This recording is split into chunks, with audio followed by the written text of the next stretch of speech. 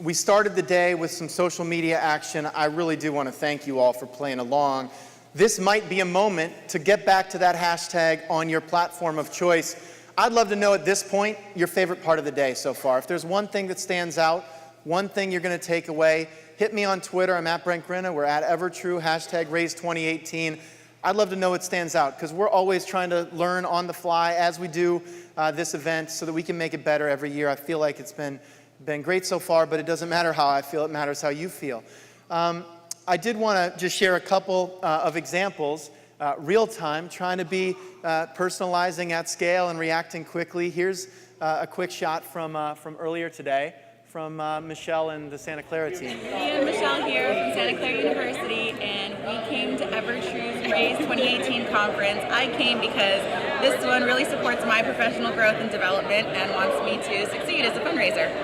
And we love EverTrue. And we love EverTrue. I mean, let's go.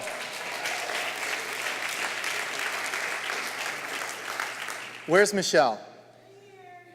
You love us enough to take a t-shirt home? Here we go. All right, there we go. Jeff, on a different note, said blueberries and raspberries as a conference break snack? Man, EverTrue, you sure know how to make a main guy feel at home. It's the way life should be, Jeff. Where are you? Where's Jeff? Is he here? Okay, Jeff's back there. You can take a t-shirt along with those blueberries. Okay. Lindsay wrote, really love the collab of private and nonprofit at Raise 2018. First panel's focused on flipping the funnel and features great insight from Puma, Wayfair, and Drift reps. At the end of the day, we're all dealing with people and motivating behavior. Great. Where's Lindsay? All right, we got a t-shirt coming for you, Lindsay. Mariana thought that Mike Troiano's talk at the beginning was really compelling. We're always learning. Careers aren't linear. Thanks for the insights. Hopefully something we can take away there. Switchboard connected with that comment about nostalgia being a crutch. Support us in the lives we have today. Start by giving authentic value to alumni first.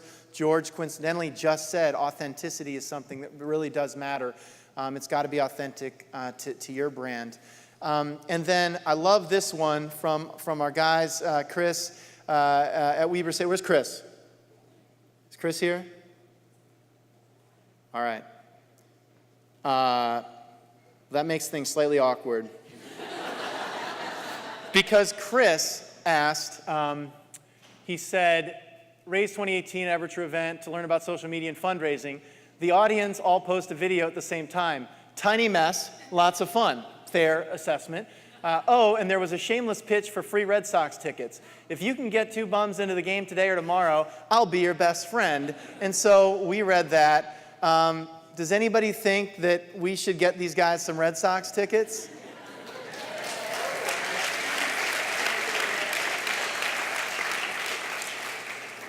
Good, because we already did. So if you can find them, we have 2 Red Sox tickets for tomorrow night for them. And if they don't claim them, it's fair game. So just talk to Mike. All right.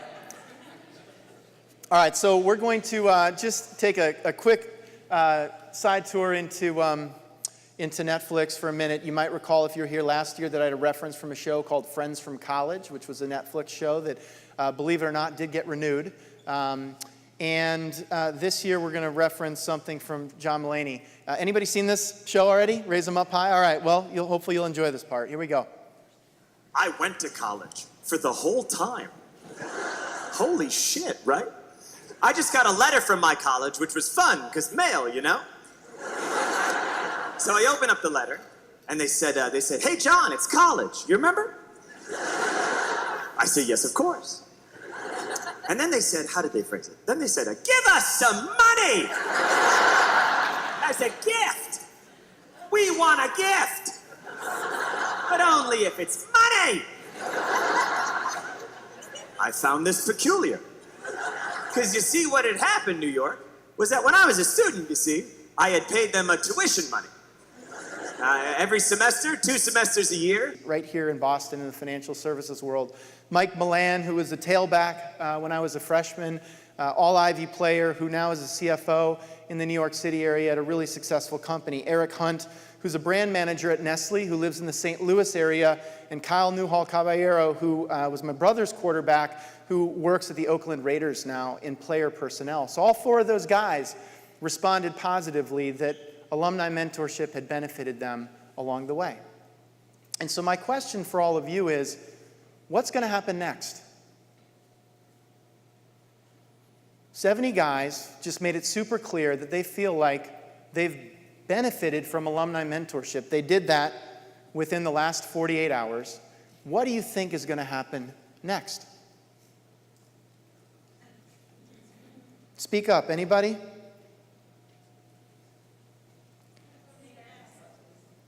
Sorry? Sure. But my question is, if you are thinking about this from an advancement perspective, what are some obvious things you might do here?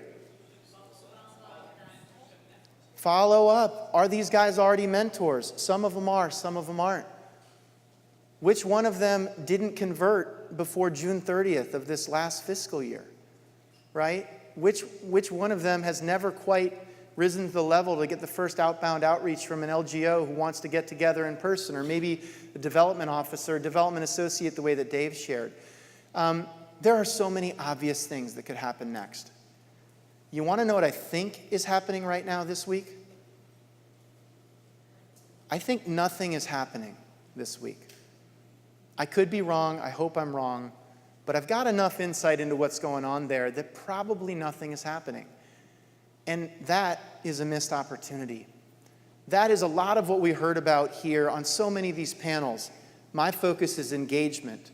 Once we engage somebody, my focus is on the next step to build that relationship, understand who they are today, what they care about. And then my focus is going to be based on what I learn.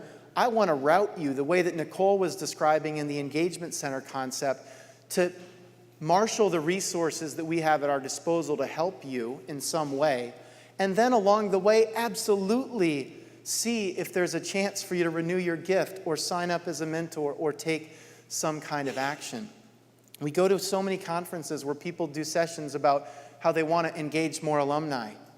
And at that same moment, 70 people are being engaged, and the next thing that happens is almost always nothing. And a lot of that has been just given the pace of change that's happened, the lack of resources. When Jessica from LinkedIn says, raise your hand if you have a digital marketing team, a third of the hands went up, and of those hands, none of them had more than 3 people. And so that's some of the disconnect that we wrestle with every day at EverTrue, because it cannot just happen via technology. There's not some app that we can launch or some new trigger or feature that is going to make sure that these guys get followed up with this week, when there are all kinds of goals that could align with this kind of engagement. We just hit a milestone last month at EverTrue. As many of you know, one of the key components of our platform that we invested in early on was this idea that engagement, just like what those guys are doing, is happening on these social networks, but it's not being connected to traditional databases. And that presented a missed opportunity. We just hit 50 million interactions that we've now tracked across all of your institutions here at EverTrue, across all class years, across all geographies, across all industries. 50 million times your constituents have done something to express one of these emotions along the way. That makes me happy. It makes me feel like there is an amazing set of data that is not yet fully tapped. But what makes me sad is that I'm worried that more often than not, the next thing that happened after one of those 50 million things was almost always nothing. We heard from Yesware this morning. We were talking about sales efficiency tools. And this is, we've also heard about the marketing and sales funnel throughout the day. Now, if I ask you again, how many of you talk about your marketing and sales funnel or something like that in your typical advancement meetings? Raise them really high. Our marketing and sales funnel, raise them really high. Couple, look around, right? How many of you talk about a giving pyramid from time to time? Raise them high, okay. Yet you heard all of these speakers today talk about their funnel, okay? Some of them said the funnel's changing, it's going away, it's shifting into this direction, but It just came up time and again. And I just wanted to slowly walk folks through a couple of examples. At Yesware, they talk about the funnel through these 6 stages. Awareness. Do I know about your brand at all? Interest. Now that I know about Everybody Fights, right? We just all went from not knowing about it to knowing about it. Are we interested now? Some of us are interested. So now we're going to take the next step, which is consideration, which is like, it'd be fun to work out with that guy. I kind of want to go to one of those classes. And some of you are thinking that is the last thing on earth you'd ever be interested in doing. And that's okay. You're not going to make it to the next step of the funnel, which is intent to buy. Now I've thought about it. I watched a few of his Instagram stories. I got even more excited. My friend told me that they love that gym. All right, now I'm going to go buy. Now I'm going to go to my first free class. I'm going to check things out. And then some of the people who do that are never going to go back again, and others are going to then go and buy. So this is just an example of how it works at Yesware. LinkedIn, which spoke earlier, really from a enrollment management perspective, their funnel they talk about this way. We want people to see and click on ads, to think about our program as they're debating what the next step in their career might be. We then want to convert those people to leads so that we know that they're really interested in maybe coming on a campus visit. Some of those people we want to convert to enrollments. Some we want, hopefully all, to graduate the program, but not all do, as we know. And then ultimately we want people to achieve meaningful employment. So this is how LinkedIn describes their funnel. At HubSpot, we'll be hearing from HubSpot tomorrow. It's one of the leading marketing automation solutions right here in Boston. We've had former colleagues or colleagues at EverTrue who used to work there. They talk about awareness, consideration, decision, and they have web metrics, visit, lead, marketing qualified lead, sales qualified lead, opportunity, and customer. HubSpot's got a funnel.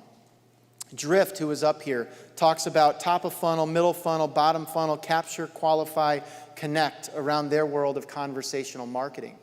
At EverTrue, we have a funnel. We have a sales and marketing funnel. We're constantly trying to learn from all these smart people as we try to build our business in partnership with all of you. We have to engage you. We have a team of people, Jessica, who has helped lead the charge for Raise 2018, and Mike, who has been on stage. They're part of our engagement team.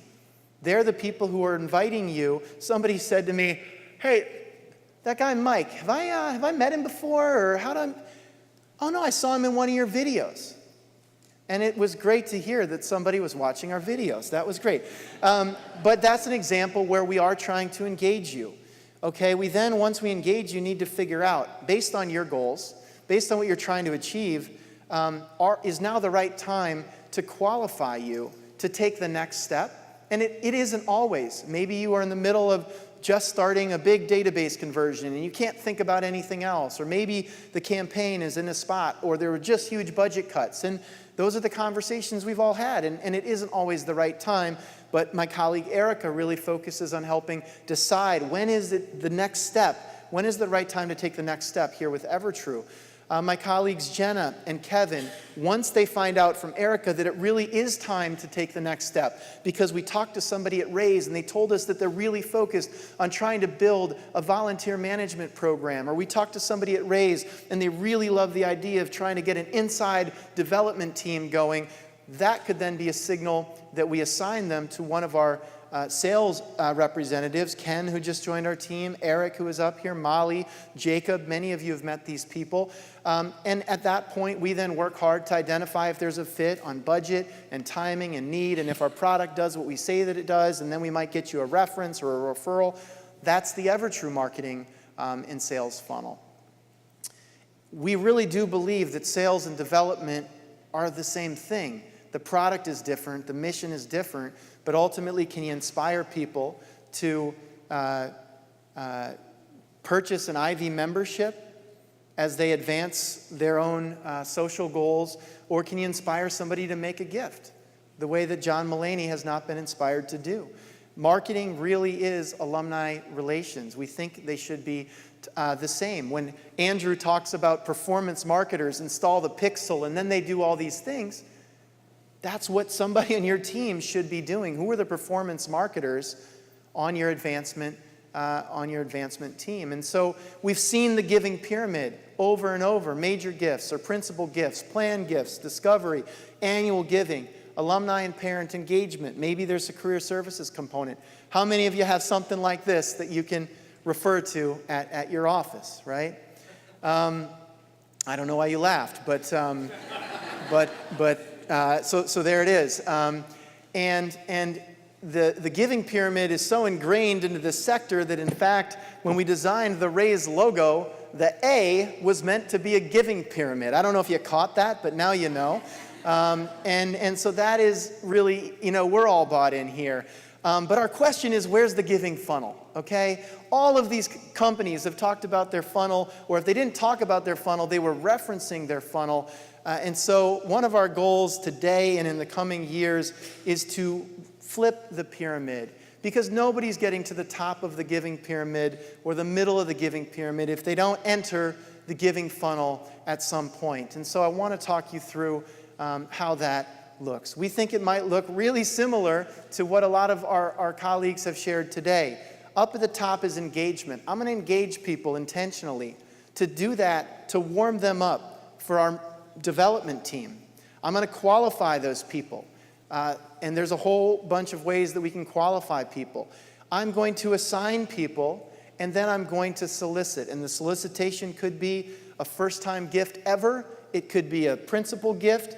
It could be to just come to an event for the first time that we think might be of interest to you. And in order to pull this off, we think there are really three components: strategy, people, and technology. And we have spent 8 years of our lives really focused on the far right side, the technology piece. And in doing that, we've learned a lot about the far left side, the strategy piece. And we've learned most of that stuff from all of these people who are speaking today. These are the people that I go and get coffee with because I just want to learn what the cutting edge things are so that we can maybe borrow a little bit of that and weave it into our work at EverTrue. And then in the middle is by far the most important part, which is all of you and your colleagues and the people components.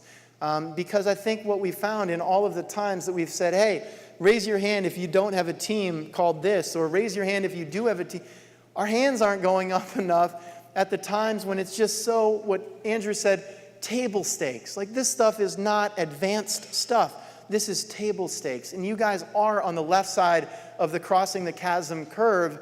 You need to be the people that go back on Monday and get that pixel installed and start looking at what a Facebook donation campaign could look like and start doing some of these tests. Because if you don't do it, I guarantee you nobody else in your office is going to.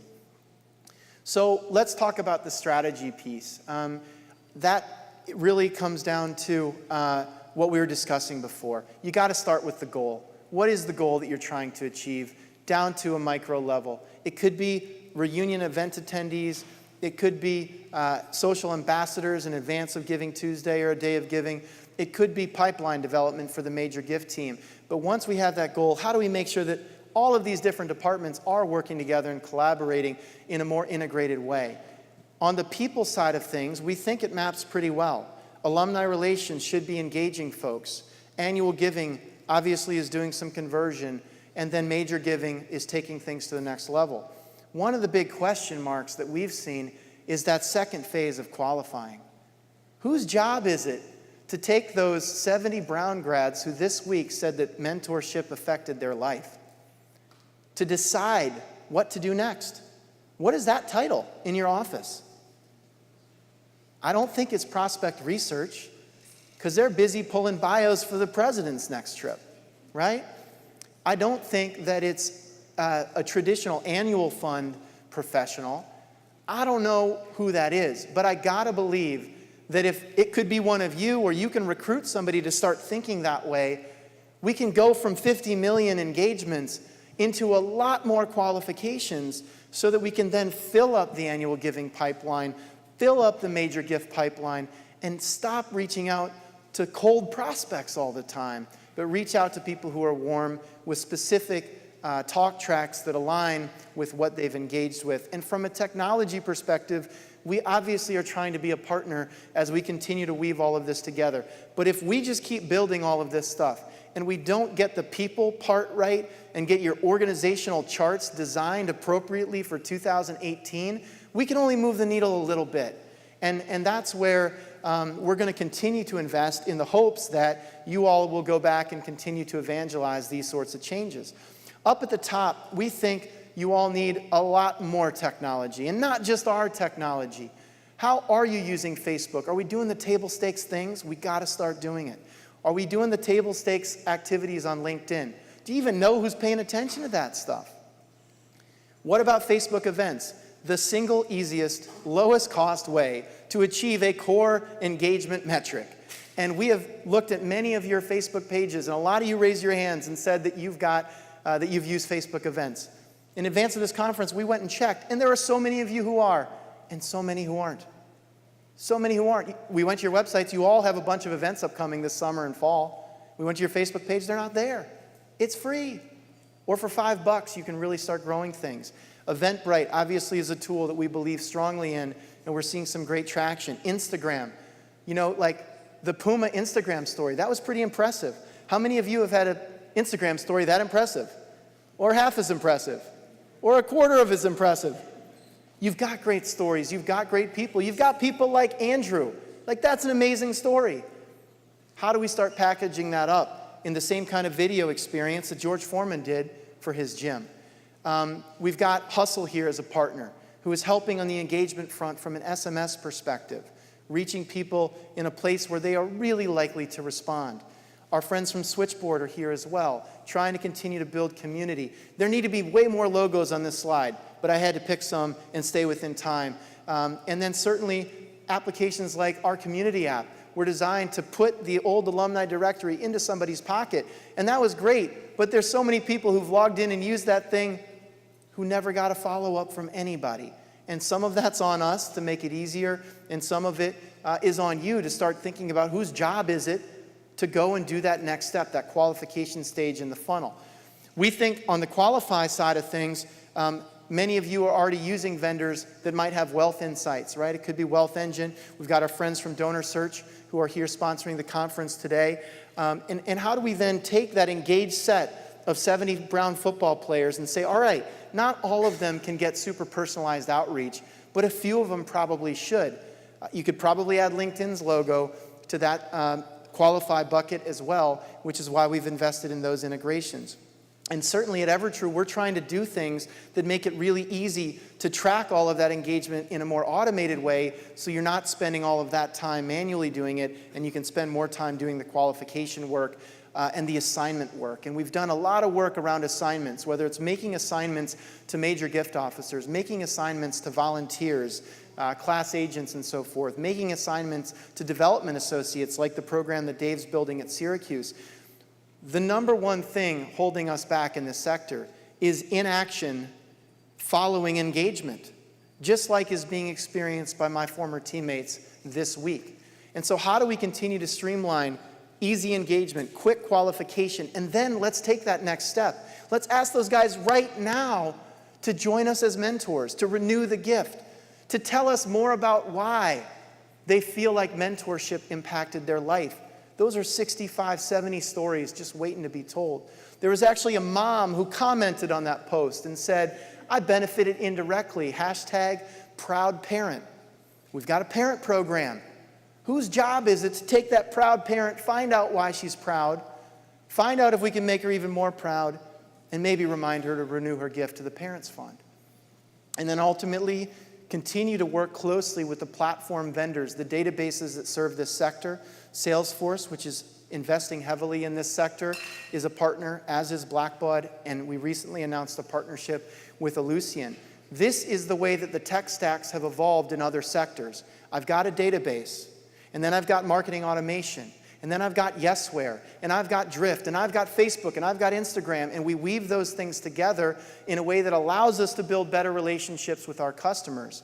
Yet all too often in this sector, one of the objections we hear is, well, we already bought insert database. It's like, so what? So did all of these other brands who are constantly trying to find new tools to personalize the journey. So whether it's us or other vendors, there is no chance that one company, not even Salesforce, not LinkedIn, can deliver the kind of connected experience that all of you, I think, are trying to introduce for your constituents. We want to be a partner to help weave some of those things together. We try so hard at EverTrue to not build things. Our preference is to not build things if there's already something great that exists. A year ago, we were debating SMS. Everybody wants us to do SMS. Should we build SMS? There's an app that lets us integrate SMS. We could probably have done that. If we got to know the Hustle team, we're like, why would we do that? They've just raised $30 million to do this one thing so well. Let's just connect the dots. So that if you want to use Hustle to drive event attendance at your upcoming San Francisco event, then use EverTrue to integrate the data back so that we can then do the ongoing qualification and assignment work. So a lot of this stuff is new. It's not all working perfectly yet, but this is the direction that we want to head as we build out your giving funnel. The good news is there are examples of this kind of work evolving, and we're hearing more and more of them every day. It might not be called the giving funnel. We might not have set out to position it this way, but I want to share one example that happened just up the road at Boston University as they were launching their first Institute for Sustainable Energy. We were fortunate to work closely with Pat Hewitt. Where's he at? Pat, you here? Yep. So Pat has since left BU to run development for Catholic Charities here in Massachusetts, which was unfortunate timing in advance of our raise narrative, but we're really glad for Pat and his new opportunity. But Pat shot us an email a little bit over a year ago, and he said, hey guys, look, we're trying to get a Sustainable Energy Institute going at BU. We have no natural constituency. You know, we don't have a bunch of grads that are our natural targets to go talk to about the Institute for Sustainable Energy. And so this might be an opportunity to design a multi-pronged campaign from stem to stem in advance. I was really fired up when I got this email. These are the kind of emails and the challenges that we love to partner with you all to pursue. So Pat sent that email, and we then set a goal, which was we wanted to generate a list of 1,000 people who might be interested in sustainable energy, okay? We then wanted to qualify 10 to 20 of those people to be candidates for this advisory board. And Pat was trying to get people signed up for the advisory board and also along with that get a $10,000 commitment. He also, so he wanted 10 to 20 prospects and get 5 to 10 commitments from that group. And so when you draw this up as a funnel, the same way that a lot of those speakers might have at the beginning of the day, it might look something like this. There are 300,000 BU alumni, 1,000 qualified prospects interested in sustainable energy. We want to assign 20 of those to Pat for follow-up, and we want to secure 10 advisory board commitments, okay? And so that was the goal. There are a couple of ways to do this. One is, how do we mine all that data at our disposal that might be locked away in our database, might be available on social? And so we had launched a feature we were really excited about that'll let you keyword mine your contact reports. And some of you have that feature turned on, others maybe not yet. But we went in there and we just searched for the word sustainability. And we found all of these people who over the years had flat out told gift officers, I am interested in sustainability. And they diligently logged that. There was no opportunity at that time to support sustainability at BU, and it was just filed away. We were able to go and Google all of that data, basically, search through all of it, and find a bunch of people that had flat out said, I'm interested in that.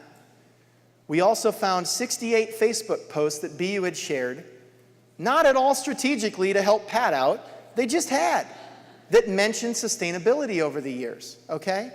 We had 73 posts that mentioned energy. 53 mentioned the word environment. And so there was all of this data that we started to mine just historically. At the same time, this presented an opportunity to do that multi-channel stem-to-stem approach that Pat described in advance. And that's where we got to partner with really a funnel-like approach. We created content that was designed to align with that mission around sustainability. I thought this was pretty cool. I also didn't know that one gown equaled 23 plastic bottles. But there you go. And when you ask your audience, like this post, if sustainability at BU is important to you, people will. The same way that if you ask people if mentorship impacted their lives, they'll tell you. We then boosted that post to target people in the way that Andrew was describing. And we identified people who went to Boston University according to their Facebook profile. One of their interests, hobbies, activities, politics, and social issues is sustainability. And demographics, we focused on people who made $250,000 a year or more. All of that freely available to target on Facebook.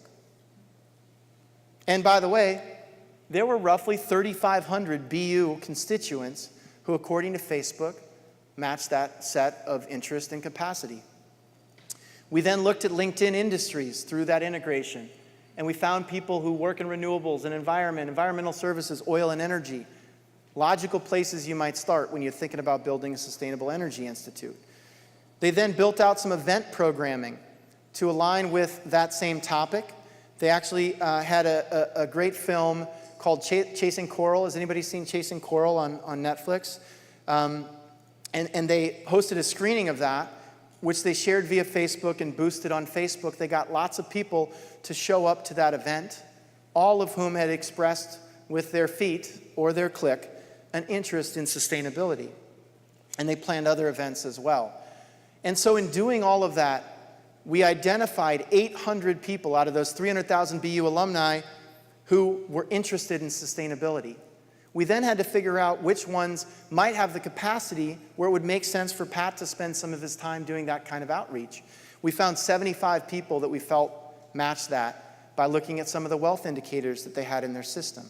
And Pat went out to target these people, and he at the time of when we did this presentation, had achieved 6 advisory board commitments and 1 individual who made a $100,000 gift in addition to the other gifts that were achieved.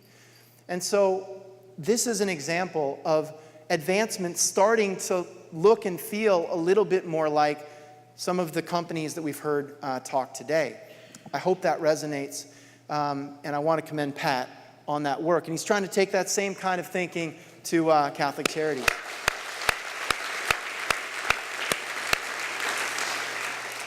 Pat also made a point to mention that he too is a raised triple threat attendee, but was not recognized as such, and we apologize for that, Pat. On the alumni relations side, again, it all starts with the goal. What's the strategy? Who are the people that are going to do this? What's the technology we're going to use to achieve it? UConn, really simple goal. We want to grow homecoming attendance. Who else wants to do that? All right. Some people are like, I don't know. We might have too many people there. That's fine, but for the rest of you, listen up, all right? October 20th last year, Huskies come home. Sounds cool. Let's grow attendance. This is the team that worked on that. Hannah, who's an engagement analyst at the UConn Foundation. Jen Doak-Mathewson, who is dealing with flight issues from what I can understand via Twitter, is the Director of Engagement and Acquisition. And Anthony LaRosa, who's the Engagement Manager of Email Marketing at the UConn Foundation. When Jessica asked, do you have a digital marketing team? This is an example of one of the places that is really building a digital marketing team and giving them very clear goals that map to broader advancement objectives. So what do? They use Facebook, they use email segmentation to identify people that were really highly engaged. They use event promotion, and they had to get from 280,000 UConn alumni. They looked at the 41,000 people who had been digitally engaged. They created 9 different email segments, and they achieved 1,348 registrations for reunion, which was a 79% increase year over year. All right? So that is a great example of using these strategies, funnel-like approach, with a clear goal and measurement at the end of it. And then, of course, the question is, how do we take those 1,348, put them right back up into our annual giving funnel, and now say we've got 1,348, and we need to call every single one of them or survey them. What'd you think about homecoming? How was it? Anything you do different next year? How can we make your experience better?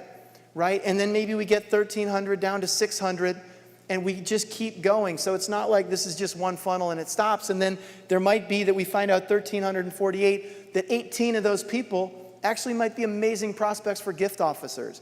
And so then how do we make sure that that digital team gets credit for the pipeline that they generated for their colleagues? Annual giving, this is the Tufts team. We've got Tessa, Sean, Rachel, all here. Where are you guys? All right, good, yeah. And taking a similar approach, really trying to invest heavily. What are the goals? Pretty simple. Let's grow retention and participation. And they're doing a bunch of great work around affinity-driven fundraising. This is an example around the Dental Global Service Learning project. And there is such an opportunity to continue to amplify this message via these social channels, via better email segmentation to achieve the outcomes. 47,000 Tufts alumni, solicitable alumni non-donors. Is that right? Solicitable alumni non-donors. 60,000.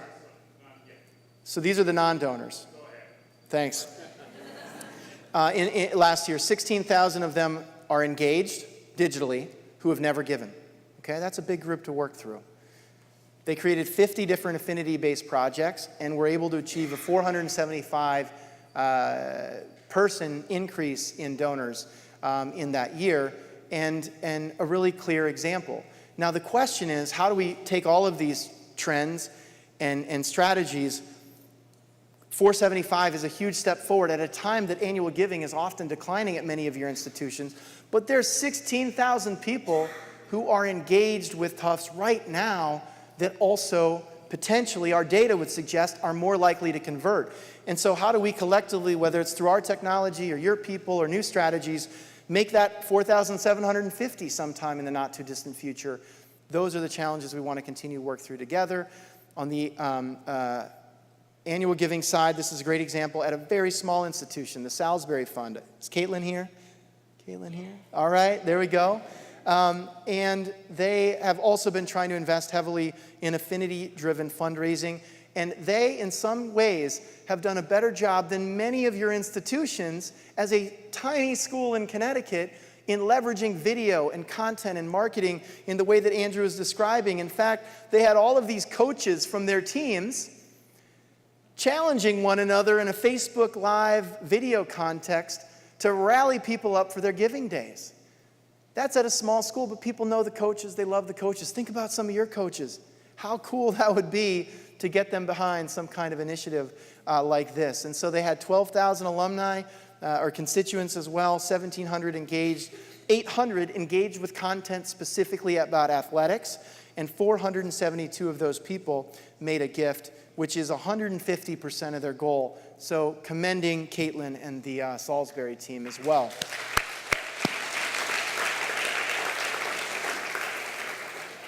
Now, I wish when that happened, we had gone up there and said, hey, we got to get the giving funnel going, and let's start with the goal, and then let's back into it and make it all sound as streamlined as it is. It isn't that streamlined, but you all are starting to move in this direction, and we think it's important to continue to think this way. Prospect discovery, huge opportunity for this sector. We had a great example, there we go, from our friends over at Oklahoma State. They wanted to identify prospects for 13 colleges and departments. This is Jacob, who's the director of prospect development there, and he really just used smart strategies. Jacob does not work in communications. He's not a marketing person. He is somebody who historically has been a prospect researcher in probably more of a reactive context. Going on a trip, pull me the bio. What else should I know? But he has pushed so hard to move into a proactive role and to get his whole team thinking about how do we stop waiting around for somebody to say, I'm going to see someone, tell me what we know about them, into tell me who we should go to see in the first place. And so he went and found all of this content relating to aviation, which is an area of focus right now. There's some really, really good content that they've put out across different channels at Oklahoma State. And Jacob actually found a feature in EverTrue we didn't know exist, which if you added a plus sign and you combine two words in the Facebook post content search feature that we have, you can actually find posts that mention planes and aviation. I thought that was kind of cool. Thanks, Jacob. We should have known that. And so when you think about the Oklahoma State Giving Funnel, 310,000 people, 5,000 engaged around content relating to aviation. Doesn't mean they all want to get in a plane with you, doesn't mean that they all want to give to you, but it definitely means that they're thinking about content relating to that topic. 772 of those people had been pretty loyal donors to the annual fund, And Jacob then found 15 of those people who really had strong capacity, had not yet converted at a major gift level, and he assigned those to gift officers. That is a recent project. It is in flight. I hope at Raise 2019 we can tell you how much money was generated from the solicitations that map to the Oklahoma State Giving Funnel. That is, 262 people across all of the different funnel campaigns that they've been working on have been identified through this social bucket. Volunteer management. We've got a goal. You know, we have an example at Williams right now. They have amazing coverage, right? So it's hard to imagine that Williams has a goal to be better at volunteer management, but they do. They've still got a third of their classes that aren't well assigned, that haven't been mapped to the right classmate. And so that is a really clear goal. They want to have 100% coverage. Anybody here have 100% coverage of volunteers to constituents? We can dream, right? But so that's what they're trying to achieve. And so that's Laura. Laura's here. Where's Laura? Hello, hello. We had a great Williams banner up here earlier. And that's what they're trying to do. How are we going to do that? We're going to dig into engagement and giving. And we're going to look at examples like this. This is a brand new work in progress. But Williams has 5,720 people who are solicitable in the class years 4s and 9s, which are upcoming reunions. 900 of those were engaged as donors in 2018. 30 work for nonprofits based on the LinkedIn data we've been able to identify. And 6 of those are super engaged on Facebook. So maybe those would be 6 great people to ask to be your new class agents to help increase coverage. You could have sliced this a million different ways, and I'm sure that we will be doing that, but that's how we're trying to operate. So the question for all of you as you think about, Raise Day 1, go back next week, what are your sustainability campaigns? Everything that Pat did, sustainability could be aviation, could be mentorship, it could literally be whatever your goal might be. And if you can think about it in a funnel, how are we going to create content that inspires people around that topic? How are we then going to use a combination of people and technology to quickly qualify the responses that we get, to make assignments, to ensure that there is follow-up, whether it's major gifts, annual fund, or alumni relations? What are your sustainability campaigns? And so here's the deal. This is where we started. This is the top of the giving funnel for the Brown Football Association right now. These are the guys who feel that commitment and connection. And this is the way that we think it should look. 2,500 football alumni, 1,500 saw that post, right? I got analytics from Facebook.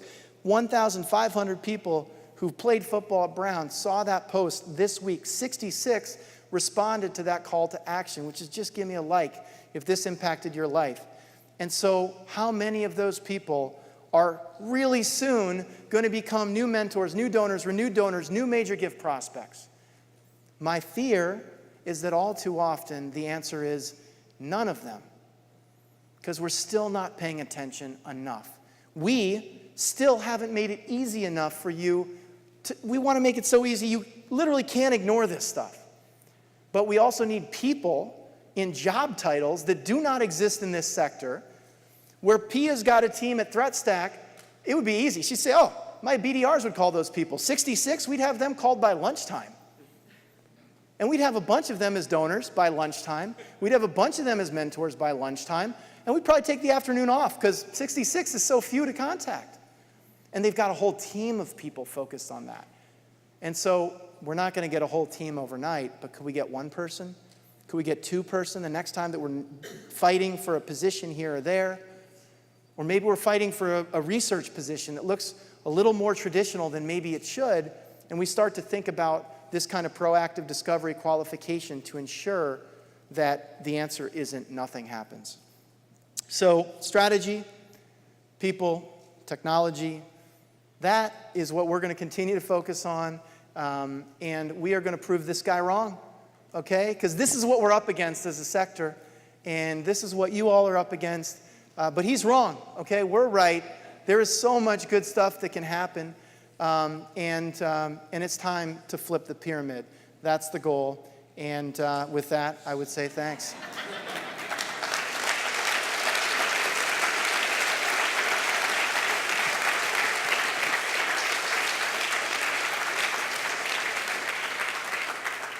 Your question. If you have any observations about this, please send me an email at brent.grinna@evertrue.com. If you like it, if you don't like it, if there's something you think we missed or you disagree with, would love to hear it. Really, really appreciate the feedback. Take out your phone, shoot me a note, or hit me on Twitter or LinkedIn, Snapchat, Instagram, you name it. It's all good.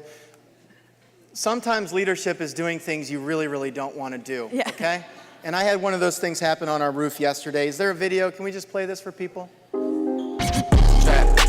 Trap. Can you do it again? She got me in my feelings. There's no way I can get it right. Gotta be real with it. No way. Yeah. Kiki, do you love me? Are you riding? Say you never ever leave from beside me. Cause I want you, and I need you. And I'm down for you always, KB. If you come tonight, we'll teach you how to do this, and you can be in the next video later today. So, thank you everyone. Awesome first day. We're excited about later.